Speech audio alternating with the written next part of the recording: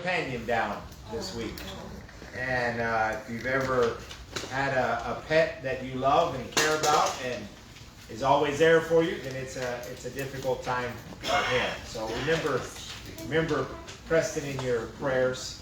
But I would also say he's not in the market for a new dog, because I already found him a couple of dogs and a cat that I was going to give him, but he told me he's not there yet. So don't be dropping animals off at his house. So anyway, but we want to keep that in our prayers. And that really hit home to me with the song that you led, that first song that you sang. And I had never heard that song before in my life, but the words were really good. It's really a great song. It is. So. The title on your paper and the title on the screen is probably not the same thing. This was the title that I had last night, and then I switched it. And then my children came in and said, "A failure? What is that? What are you talking about? What are you going to be doing?" And I said, "I'm not going to tell you." So I left the title up there, but the title also could be Faithful or Fearful. And so I want us to go back. We're looking back at the life of Paul. And so we've been looking at Saul of Tarsus, who now we know as Paul, and we're looking at the growth of Christ's church. We've been looking at this for a while. It's probably been 4 or 5 months ago where PD said, "Why don't you do a sermon, maybe one, on Paul's missionary journeys?" And this is part 13, and I'm still not even through with the first missionary journey. But we're taking little bits and little pieces at a time, and how the church has grown, and how Paul is an integral part of that growth process. So we started out by looking at Paul's early life and how he was prepared by God for the work that he was going to do. And then we looked about how Barnabas came into Paul's life, and Barnabas we know as the encourager, and how he played a huge role in Paul's growth as a Christian. And now we're looking at his first missionary journey, and we looked at the gospel message that Paul preached. We looked at both how the Jews and Gentiles have responded to that message, both Jews and Gentiles, some accepting and some denying that Jesus is the Christ, the Son of God. But we specifically looked in Acts chapter 13 about the message that Paul preached in Antioch of Pisidia. So this is a map of Paul's missionary journey. He began in Antioch of Syria, caught a boat, went to Cyprus. We know a little bit about there. Caught another boat, went over into Asia Minor, and then has gone up into Antioch. And this is where we ended with Paul 2 weeks ago in Acts chapter 13. So this morning we're going to look at Acts chapter 14 for just a little bit. And then I'm going to try to make some sort of application, Lord willing. Thanks to Clay's prayer, with God's help, maybe it'll all come out right. So, Acts chapter 14, verses 1 through 7. So, now Luke is writing, and he says, "Now it happened in Iconium that they went together to the synagogue of the Jews, and spoke that a great multitude, both of Jews and Gentiles, believed. But the unbelieving Jews stirred up the Gentiles and poisoned their minds against the brethren." And I'm going to stop there for just a second. So they've gone now to Iconium. They've left Antioch. And as soon as they get there, they go into the synagogue. More than likely this would be on the Sabbath day, but it's also more than likely not just one Sabbath day. But Paul and Barnabas are speaking and teaching, preaching, whatever word you want to use, and a number of the Jews and a number of the Greeks believed. And we looked at this before. What they believe is that Jesus is the Christ, the Son of God. That's the message that Paul is preaching. But he's preached the message. Then in verse 2 it says, "But some unbelieving Jews," some Jews who don't believe that Jesus is the Messiah, "they stirred up the Gentiles and poisoned their minds." Uriel mentioned a little bit in Bible class today about the work of Satan. This is the work of Satan. When people hear the message, when they hear the gospel, then there is going to be the evil that's in this world that tries to poison our minds.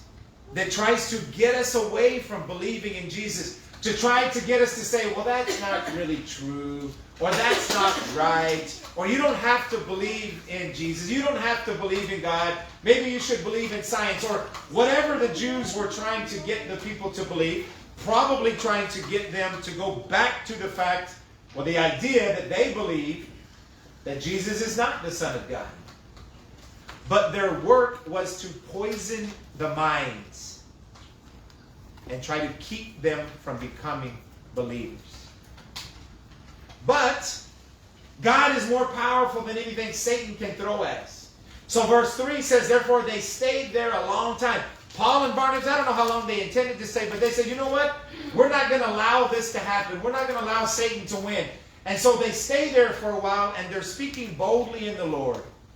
And they were bearing witness of the word of his grace, and the Lord was granting them signs and wonders. Miracles. They were conducting miracles. They were able to do miracles because God wanted to prove to the people that the message that they were preaching was the truth. And so that truth was accompanied by these signs and wonders. But even with the miracles taking place, in verse 4, it says, but the multitude of the city was divided. And I don't know what the fraction is, half and half, or 60-40, or 70-30, whatever it might be, but it says part of the group, part of the city sided with the Jews, and another part sided with the apostles. But as the Jews saw that things were not going their way, they turned to violence. In verse 5, it says, a violent attempt was made by both Gentiles and Jews. So both of them, Jews and Gentiles, with their rulers, incite the violence to abuse and to stone Paul and Barnabas. But Paul and Barnabas became aware of it, so they fled. They ran away, they left, and they went to the city of Lystra and Derbe and the cities of Lycaonia and the surrounding region, and they were still preaching the gospel. Now I'm going to stop right here, looking in Acts chapter 14, and I'm going to ask some questions of you. And I mentioned in Bible class this morning, this lesson is probably more for me than it is for anybody else. You might see why as I progress. If you were Paul or Barnabas, and this has just happened, you've just been to a town where you've preached the word, and some people believe and some people don't believe, but the ones who don't believe are turning violent against you. They're running you out of town by threat of stoning, by threat of physical abuse. And as you leave, how do you feel?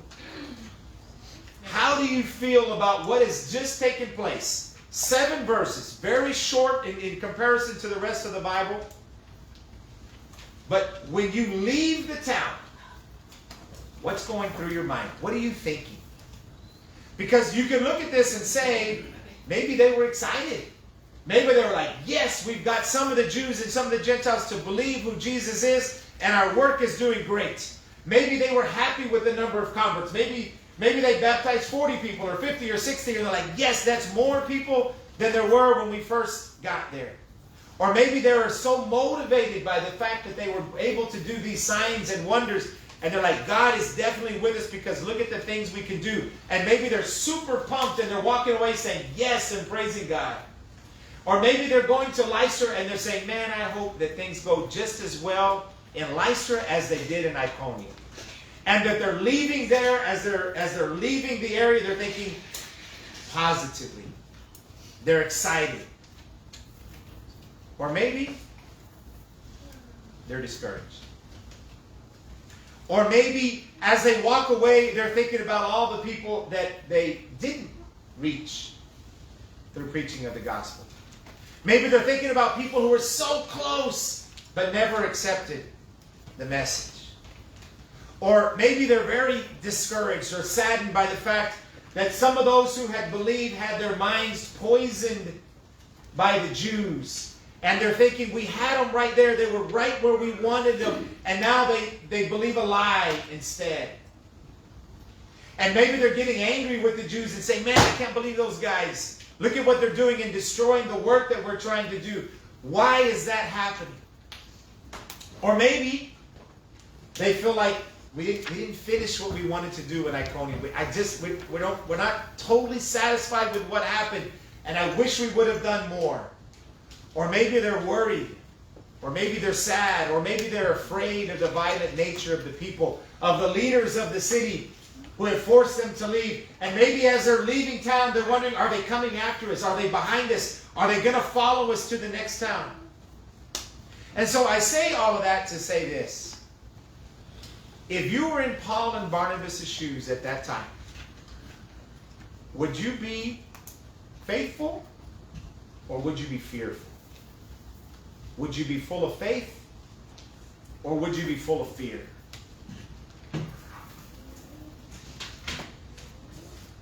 I'm going to back up to this for just a second. To me, this is almost the old analogy of the glass half full or the glass half empty. If you are Paul and Barnabas, are you the one that's being optimistic about the future and about the work of the Lord and the work that you're doing? Or are you going to be one that would be pessimistic and think, man, things are just not going the way I wish they were going? Because I think a lot of how we view life is the way life comes at us as well. So do you approach life pessimistically or optimistically? When things change in your life, when you go through a new phase of your life, are you pessimistic or are you optimistic? Or are you both? How do you respond to adversity? How do you respond to perceived adversity? It may not even really be that bad, but you think it's just going to be terrible or it's going to be horrible.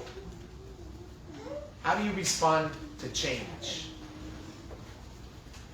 When things change, are you ready to tackle the next phase of your life, or do you simply think this is hopeless?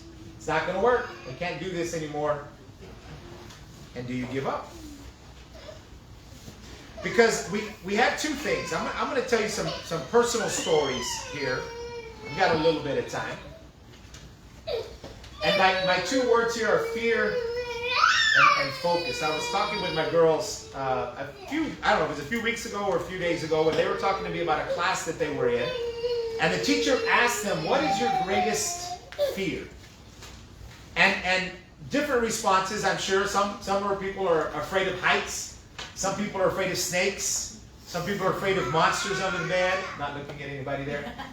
Some people might, even though you know how to swim, might be afraid of drowning. Some people don't say anything. Some people might be afraid of the dark.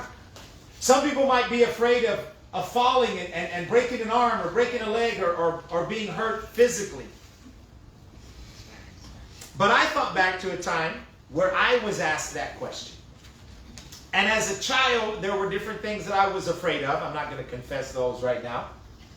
But I am going to tell you as an adult, because I was talking to Eileen about this. And I said, you know what my greatest fear is? My greatest fear is failure.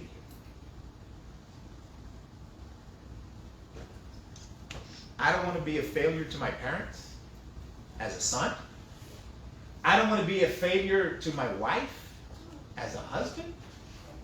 I don't want to be a failure to my kids as a father. I don't want to be a failure to the church. I love every one of you here, but a failure to God as a preacher would be the absolute worst thing. And so that fear sometimes motivates me to do more, or to try harder, or to study longer, or to put in more hours, or to do different things that may take me out of my comfort zone because I'm afraid of failing. But you know what else it does? Because I'm afraid to fail sometimes, I don't even try. Because I'm afraid of failing, and because I'm afraid of failing, I don't even want to try. I don't play Elise in chess anymore because I'm going to fail. She's going to beat me. I know it's a dumb example. But I remember growing up, some of you may not believe this, Myra doesn't believe this. When I was in high school and college, I was super shy. I would never have wanted to get up in front of people and talk. Public speaking was probably a huge fear of mine. And I don't remember, I don't remember most of my middle school, high school, most of my college career. I very rarely, I'm trying to think in my mind because I don't want to lie in church, ask a girl out. Because I was so afraid I was going to get turned down. So instead of failing, I just never went that direction. And so I say that because if fear of failing can keep us from doing what God wants us to do. And the second part of this is our focus. Way back, I think it was 25 years ago, became the assistant principal at Weslaco High School. And I had just recently, not recently, but a few years before, I had graduated from Weslaco High School. And so now I wasn't a teacher at the high school, I was a teacher in the middle school, but then I was able to get the job as an assistant principal there. And almost all of the teachers that I had in high school were still there. Some of the friends that I had gone to high school with were now teachers at the high school. And the hierarchy of the school system is a little bit different, but technically as an assistant principal, I was kind of their boss. And that rubbed some feathers the wrong way a little bit. I'm going to say Mr. Smith's name because I absolutely loved the guy. But he came to me and said, you snot-nosed little, all these little names, you're not the boss of me. And I'm like, okay, Mr. Smith, I'm sorry. But the second semester of my first year that I was there, a teacher that I had as a senior in high school just a few years ago, she was older and she was partially retired. She only worked half a semester. And so she came in January. I don't know if she knew I was an assistant principal there or not. But she came in, and when she came in, I thought I had planned and done a really good job and set up with a room where she was going to be. And it was actually her old room where she had been before. And done a lot of things I thought to have prepared things for her. And so that first week that she came back, she was one of those teachers that would write you a little note. Thank you so much for being on duty outside my classroom this morning, keeping the noise down, or blah, blah, blah. Thank you so much for opening the restrooms at the end of the hall. Little things, just little things. And I got little notes from her most of that first semester. And then right around spring break, she came to me and she said, I would like a lamp in my room because I'm having a hard time seeing. We don't have a lot of windows there in Weslaco High School. So I asked the custodians, I said, hey, over spring break, if you can, find a lamp. And she wanted a tall standing lamp. And I said, find a lamp and put it in this teacher's room. And it's like, sure, no problem. So they put the lamp in there. I didn't think about it. Spring break came, spring break left. I come back. That first week I'm there. Everything is wonderful. Everything is great. We're getting ready for testing and everything. And I get a little note from this teacher. And I'm thinking, man, she's always so positive and makes me feel so good. And the note said, basically,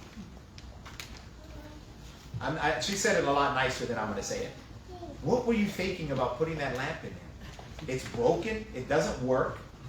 It's not where I wanted it. And she said, I know you didn't actually put the lamp in there, but as a leader, it's your responsibility to make sure what was done correctly. Whoa. You know what note I have from that teacher? No. The bad one. I kept it. You know what notes I never kept? The compliments. The things that she said nice. And after that, she was very nice to me. But her, I'm not going to say criticism, but maybe the lesson that she taught me, or was wanting to teach me, really hit home. But from that point, I was focusing on the negative. and not the positive. And I was very timid and not as assistant principal like, I guess, as I should have been around her, because I was afraid of what she might say or what she might do. And so I say both of those things to say this. Do we focus on the negative or do we focus on the positive sometimes? If you were Paul and Barnabas, when you left Iconium, are you thinking about all of the bad things that happened? And you're thinking about all of the difficulties that you've had and what's going to happen in the future and how are we going to proceed in life? What's going to go on? Or are you walking away and you're being very positive? Are you walking away faithful that God is still in control and everything is going to be okay? Or are you walking away fearful? Because what if Paul and Barnabas were like what I had talked about in my own self? That maybe they're afraid to try things now because it didn't really work. And they're afraid of failure. Or maybe they're focusing on the negative instead of focusing on the positive. Because I don't think I'm the only one that focuses on one little thing. I know later on as a principal, when I would do a teacher's evaluation, I could write 100 wonderful things that the teacher did. But if I put one thing negative, why'd you put that on my evaluation? I knew, okay, I'm sorry. But we focus on the negative sometimes. What if Paul and Barnabas got discouraged very easily? What would have happened? What if they looked back at their time in Iconium and they focused on their failures and not on their successes?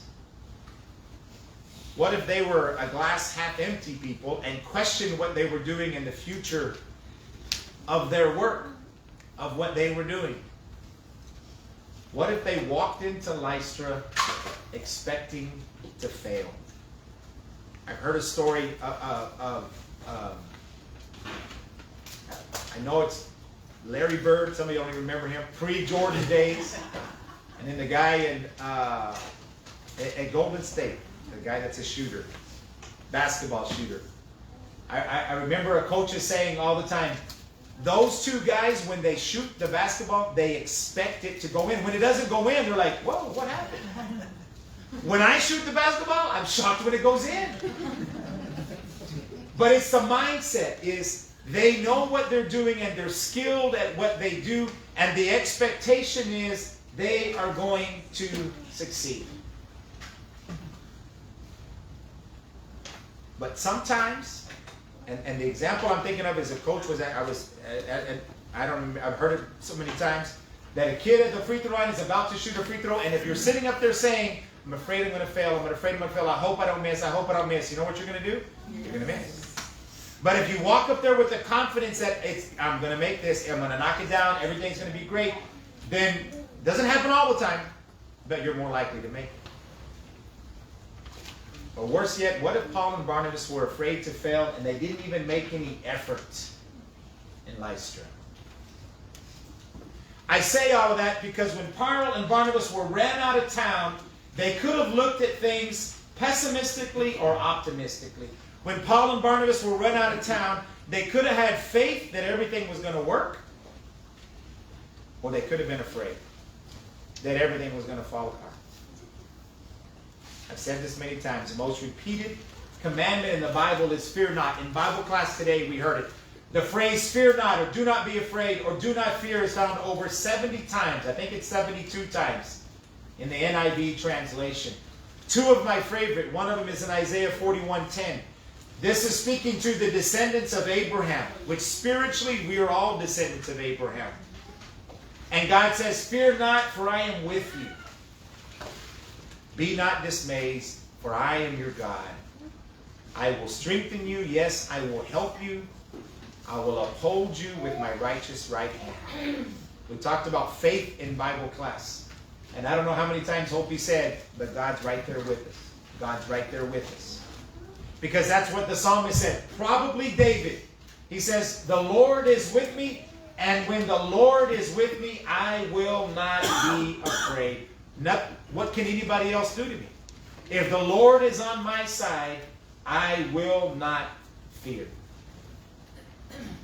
God repeatedly tells us, don't be afraid. Don't be afraid. Don't be afraid. Put your trust in Him. And when we trust God, when we don't fear, then we shouldn't worry about the future.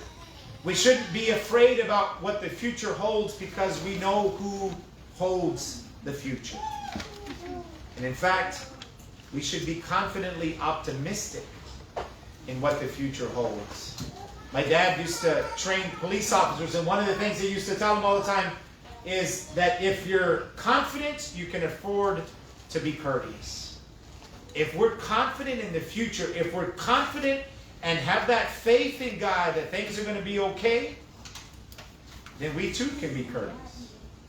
Proverbs 17 verse 22 says, a cheerful heart is good medicine, but a crushed spirit dries up the bones. If we're pessimistic, if we're fearful, if we're always afraid, if we're always looking at the negative side of things, then our spirit is going to dry up like bones. But if we have that confidence in God, if we know that God is on our side, if we have that faith in God, then we should be cheerful. We should be happy. Even when negative things happen to us in our lives, or even when things change in our lives and we think, how in the world is this going to be for the good? We stay cheerful. And that's good medicine. 2 Corinthians 4, 16 through 18. Paul writes and says, therefore we don't lose heart. Though outwardly we are wasting away. Some of us feel like our bodies are physically wasting away. But Paul says, yet inwardly we are being renewed day by day. Our physical bodies were not made to last forever, but our spiritual soul will last forever. Verse 17 says, for our light and momentary troubles are achieving for us an external glory that far outweighs them all. That far outweighs all of our momentary troubles. What we're going through right now are light and momentary. We may think it's hard. We may think it's difficult. We may think things are just falling apart around us. But God says, in the grand scheme of things, in the big picture, you're going to be okay. But how do we do that? Verse 18 tells us. So we fix our eyes not on what is seen, but what is unseen. Since what is seen is temporary, but what is unseen is eternal. We focus on the spiritual. We focus on the things that we don't physically touch, but we know are there. And a lot of times we go to Philippians 4 because we like verse 6. But I also like verse 8. Beginning in verse 4, it says, rejoice in the Lord always. And again I say rejoice. Be happy in the Lord all the time. Not just when your things are going well. Not just when things are happening wonderfully in your family or in your health or with your job or all of those things. But he says rejoice in the Lord always. Even in the difficult times. Even in the bad times. Even in instances where we think there's no room for rejoicing. Verse 5 says, let your gentleness be evident to all. The Lord is near. Verse 6 is the one a lot of people memorize. But be anxious for nothing, but in everything. By prayer and supplication with thanksgiving, let your requests be made known unto God. And when we do that, the peace of God, which transcends all understanding, will guard your hearts and your souls and your minds in Christ Jesus. But then he tells us how to do that again in verse 8. He says, brothers and sisters, focus on. He doesn't say the word focus, but I'm adding that to whatever is true, whatever is noble, whatever is right, whatever is pure, whatever is lovely, whatever is admirable. If anything is excellent or praiseworthy, then think about those things. Don't focus on the negative. Don't focus on the bad. Don't focus on the future that you don't even know what's going to happen in the future. You might be perceiving that things are going to be horrible.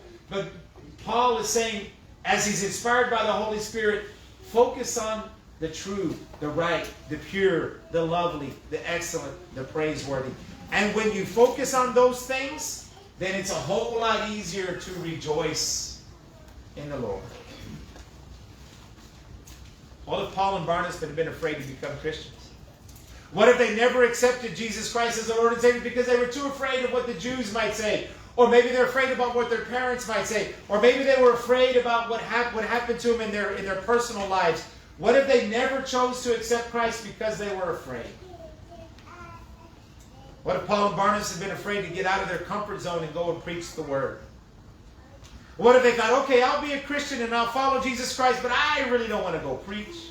I don't really want to go share the gospel with anybody. I just want to show up to church on a Sunday morning. I want to sit there and I want to listen, and then I want to be able to go home for the rest of the week. What if Paul and Barnabas had been scared to go on their missionary journey? What if they said, man, that's going to cost a lot of money. Boy, that's going to take a lot of time away from my family. Man, that's going to be so difficult. What are we going to happen? What are they going to do if we don't have a place to stay or they don't accept us? What if they've been too afraid? What would have happened? What if Paul and Barnabas had a pessimistic attitude? They've been run out of town and they're like, well, forget it. This isn't going to work. We can't do this anymore. We've been run out of a couple of towns now. They're trying to stone us. They're trying to kill us. I'm just going to go home and let me just preach in my own little church. What would have happened? What if Paul and Barnabas had become discouraged and disheartened when their message was rejected? Well, I preached to him, but he didn't accept it. Well, then forget it. Guess I'm not going to preach to anybody else. Guess I'm not going to ask anybody else to church because they told me no. I guess I'm not going to ask anybody else to do a Bible study because, well, they told me no, so I guess nobody wants to do it. You know what would have happened if Paul and Barnabas had gotten discouraged or were afraid or didn't do what God asked them to do? What if they had never accepted Jesus Christ in the first place? They would have been just as lost as everybody else. But God's plan would not have changed. Somebody else. God would have raised up somebody else to have done exactly what he needed to get done. Because no matter what we try to do as people, as humans, as men and women, God is still in control. And what God wants to happen is going to take place. Whether he's using us or whether he's using somebody else. Think back to the story of Esther. But I'll ask a little more personal question here. What if Paul and Barnabas had your faith or your focus? I've asked a couple of times in Bible class, and we've looked at Jairus and the lady who came to Jesus with a flow of blood and said, on a scale of 1 to 10, where is their faith? And I think we all decided their faith was way at the top, a 9 or a 10. I don't know where your faith is. You do. If Paul and Barnabas had your faith, would they have done what they did? Or would they have given up a long time ago? If Paul and Barnabas, and I put the word focus there, I don't know of a better way to write this. If Paul and Barnabas were as pessimistic or as optimistic as you are, would their work have been just as successful? Not every night, but almost every night. As much as I can, I ask my kids, tell me something good that happened today. I used to ask them, what's the best thing that happened today? And they'd sit there and think for 30 minutes. I'm like, girl, I got to go to bed. Just tell me something good that happened today.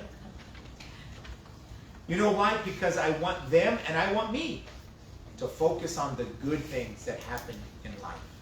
Don't focus on the bad. Yes, we can have problems. Yes, you can tell me how this was horrible and I was treated unfair this way, or I couldn't believe this bad thing happened to me. We all have those things. But at the time it's time to go to bed, I want us to think, what good happened today? And maybe I try to do this when I'm laying with them. I'll pray and I'll say, dear God, thank you for letting whatever they mentioned to me as good happen. To say, God, thank you for letting that good thing happen. Because we can focus on the negative, we can focus on the bad, we can focus on all the difficult things, or we can focus on the positive. And when life changes, when different circumstances change in our lives, We can either look at that negatively and say, oh my goodness, what are we going to do now? This is going to be horrible. Or we can turn that focus and say, it's going to be okay. God is still with us. God is still on our side. Everything is going to work out.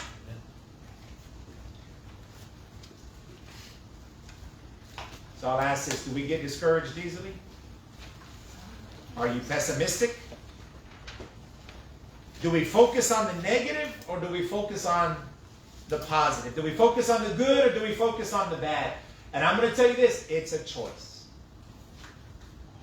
We choose where we're going to place our efforts and our thoughts. We can, as Paul said, we can focus on the good things in life or we can focus on the bad things. We can focus on the things that we have or we can focus on the things that we don't have. Does our worrying hinder our faith? I changed this question 10 times. I think the first time was, do you worry? Well, yeah, you know what? We all worry. There's a lot of things I worry about. I worry about my kids. I worry about a lot of things. But we cannot let our worrying hinder our faith. It can't immobilize us.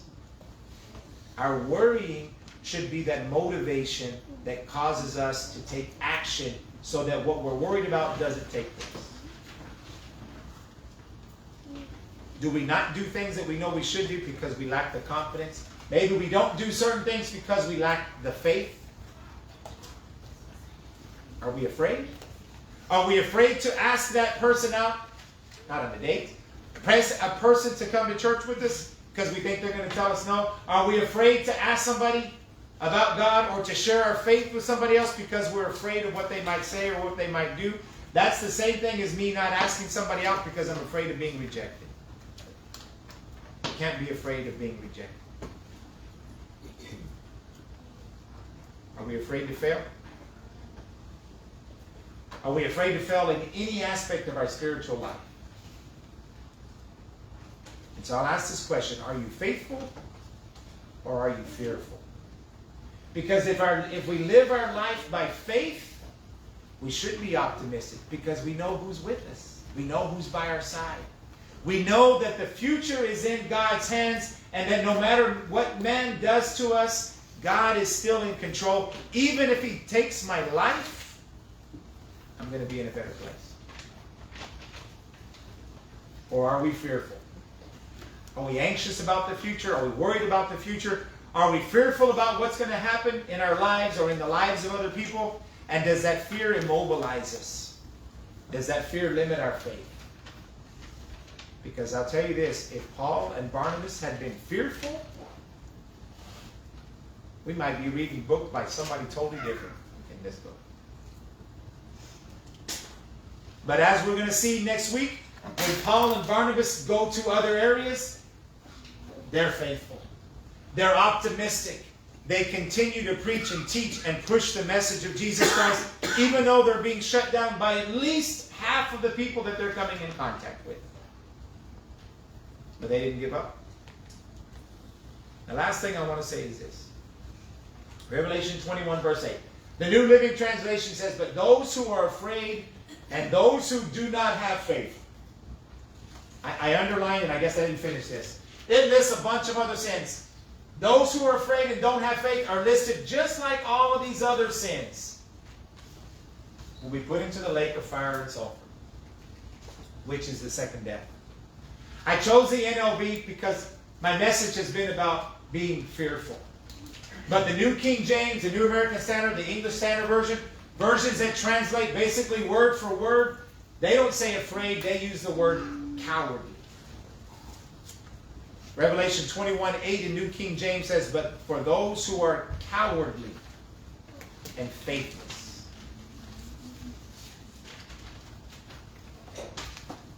Being fearful is the same thing as being cowardly. I remember growing up, that's the last thing I wanted to be called. It also made me remember the coward of the county. And I bet Clay knows that song. And if you're probably over 30, you might know that song.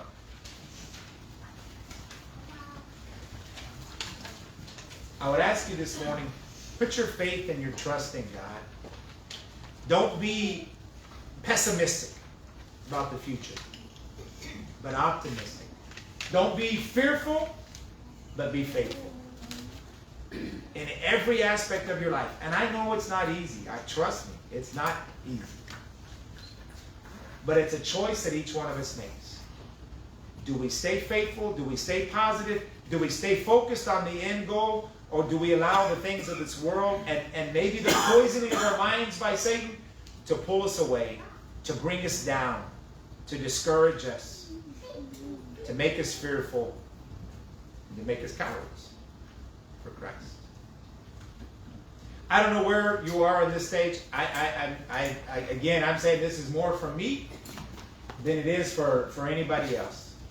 But if you have a spiritual need, if there's anything we can help you with this morning, then please feel free to come forward as we stand and as we sing.